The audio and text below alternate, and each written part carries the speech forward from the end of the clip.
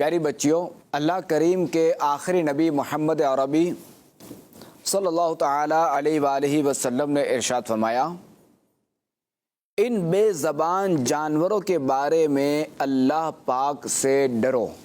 اس حدیث پاک کی وضاحت میں ہے کہ جانور پر ظلم کرنا، یعنی جانور کو مارنا، جانور کو کھانا نہ دینا، جانور کو گھاس دکھانا، اس کو دینا نہیں، جانور کو پانی دکھانا اور پھر چھپا لینا، اس کو دینا نہیں ہے پانی۔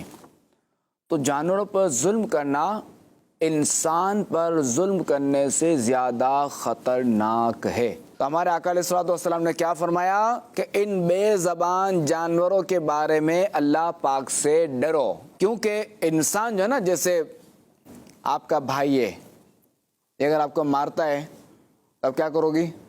امی کو بولو گی نا، ابو کو بولو گی۔ کوئی بھائی کسی کو مارتا ہے، بڑی بہن کچھ کہتی ہے تو بچہ کیا کرتا ہے؟ اپنے ماں باپ کو بولتے ہیں نا بچے۔ تو اب یہ جو جانور ہے، بکرا ہے، اس کو کسی نے اٹھا دیا، زور سے اس کو کھینچا، یہ کس کو بولے گا؟ تو بیچارہ بول ہی نہیں سکتا۔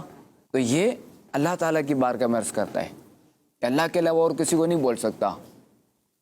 تو اللہ تعالیٰ نے ہمیں کیا حکم فرمایا ہے کہ جانوروں پر ظلم نہیں کرنا۔ بکرے کے علاوہ کسی کو بھی مطلب نہ مرغیوں کو تنگ کرنا ہے، نہ مرغوں کو تنگ کرنا ہے، نہ کبوتر کو تنگ کرنا ہے، نہ طوطوں کو تنگ کرنا ہے، ٹھیک ہے؟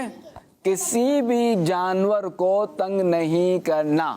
اچھا دیکھو کہ چلو ہم جو ہے نا، وہ کسی کو ہمارے سامنے بڑا موجود ہے، ابو موجود ہیں، امی موجود ہیں، بھائی بڑے موجود ہیں، اب پتہ چلے کہ بچیاں جو ہے نا وہ ان کے سامنے تو تنگ نہ کریں۔ اب اکیلے میں جو ہے نا کوئی ہے نہیں تو بکرے کی رسی کھینچنی ہے، تو اکیلے میں بھی تنگ نہیں کرنا، کیونکہ اللہ تعالیٰ دیکھ رہا ہے، اللہ جانتا ہے، ہم اللہ سے چھپ نہیں سکتے۔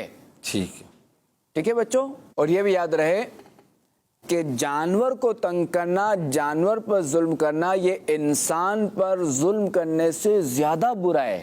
اور جانور اپنی شکایت جو اللہ تعالیٰ سے کرتے ہیں، کیونکہ وہ تو بول نہیں سکتے، کیونکہ وہ انسان کو تو بول نہیں سکتے، تو وہ اللہ تعالیٰ کی بارگاہ میں شکایت کرتے ہیں۔